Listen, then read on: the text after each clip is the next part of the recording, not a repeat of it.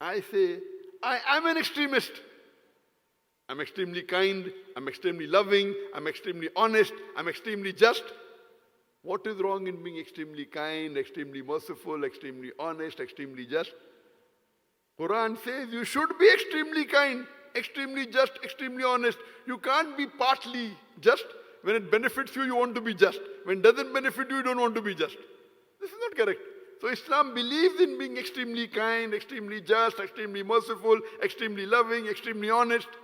But be an extremist in the correct direction. Don't be an extremist in the wrong direction. If I have to be a good Muslim, I have to be a fundamentalist Muslim. I have to be an extremist Muslim. What the Quran says, La taghlu fi deenukum, do not commit excesses. Being excessive and being a fanatic is wrong. But being an extremist, if I have to be a good doctor, I have to be extremist in the field of medicine. I cannot say, I will follow medicine 50%, 70%, 80%. So if I have to be a good practicing Muslim, I have to be an extremist Muslim.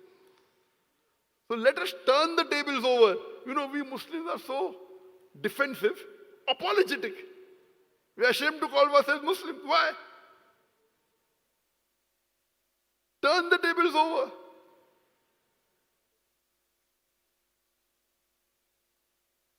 Coming to the third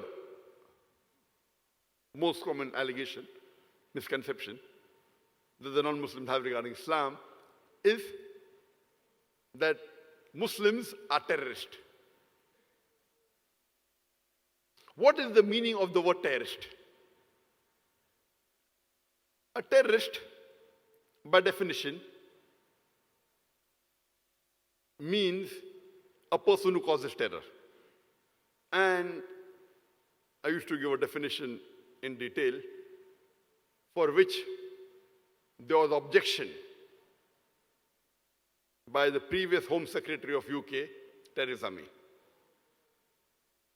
because of this Islamophobia. And when she came to power, she wanted to ban the most popular Muslim preacher. She did not know me. But the moment they came to power, in less than 1 month, she excluded me from London. Exclusion means I'm not allowed to enter UK. Other things, I'm not banned. Many people have a misconception that in UK ban means my books are not allowed, my lectures cannot be aired on the television, I cannot be part of any company, I cannot be part of any trust. I wasn't banned, I was excluded. Exclusion means I wasn't allowed to enter. I had a valid visa. I was supposed to give talks in various big venues, Wembley Arena and various parts. Because, you know, previously, the Labour Party was in power. And in 2009, the head of the counter-terrorism department, that was Charles Farr, he sent an officer. And he told me that, Dr. Naik, you are very popular among the Muslims. Can you help us? I said, how can I help you?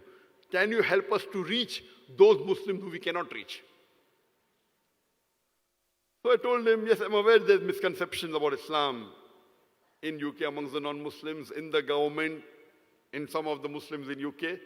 I will help you under two conditions. Number one, you should not ask me to do anything which is against Quran and Sunnah.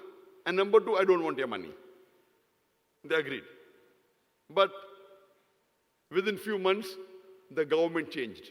Labour Party lost and Conservative came to power, and Theresa May became the Home Secretary in 2010.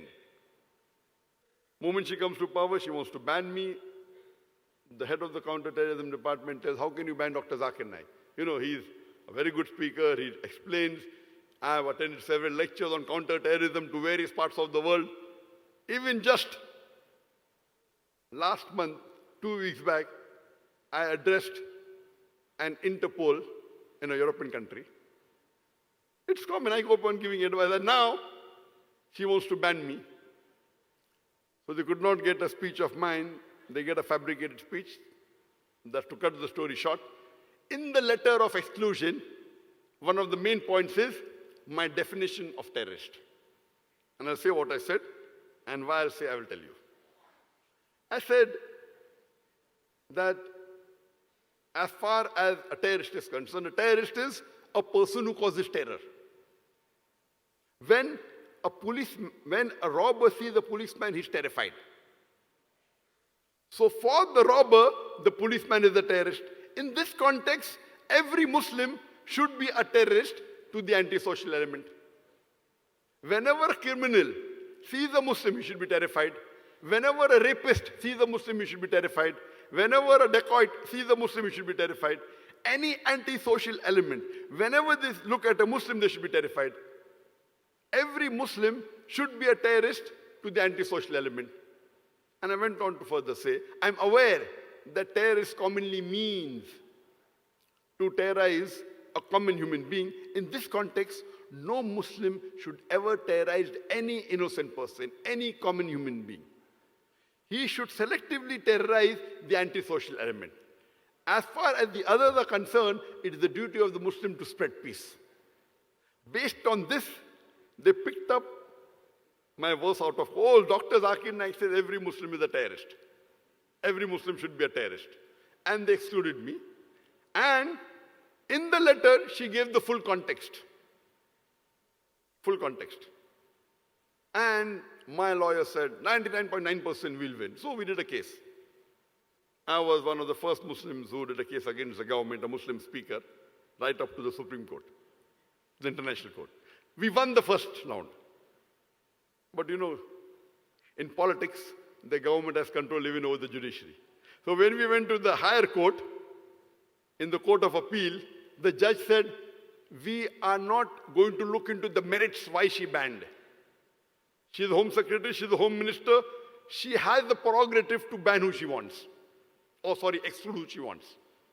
So they did not go, the lower court went into the merits and said it is wrong. But the higher court overruled by saying that we don't want to go into the merits. She has the right to disallow entry who she wants. Then we went to Supreme Court, we went to the International Court of Hague. And we knew we would not win because everything is not just everywhere. But we were able to fulfill our aim. Our aim was that to continue our channel. You know, so we lose the battle, but they win the war. That particular case we lost, but they could not come further. And yet, alhamdulillah, since 2007 till now, for 12 years we are continuing. Every day there's a struggle. Every day. Islamophobia, yesterday, 1 week before, it's there and we are fighting. Till the last breath, we will do it. Why? And after the ban, I avoided giving this anywhere. And now again, in 2010, after that till now, I said if it's causing a problem, okay, I will avoid saying every Muslim is a terrorist, should be, and I avoid it. On the request. Why am I saying now again? After about 7-8 years, I'm saying again, why? Because just less than 1 week ago, on the 3rd of August, 2019, the new Home Secretary, her name is Preeti Patel, origin, I think is Indian, same like my origin. She became the new Home Secretary, and what does she do? She copies my statement. And she might have said maybe on the 2nd of August, but if you read the newspaper Daily Mail on the 3rd of August 2019, headlines, Preeti, I want to terrify the criminals. I want the criminals to be terrified. What they excluded, the previous Home Secretary, that excluded me for this statement, the new Home Secretary, she copies me. So I want to know that when the new Home Secretary, recently appointed, hardly 1 week back, maybe last Friday, she made this statement, and on 3rd of August 2013, 5 days back, it comes in the newspaper as headline.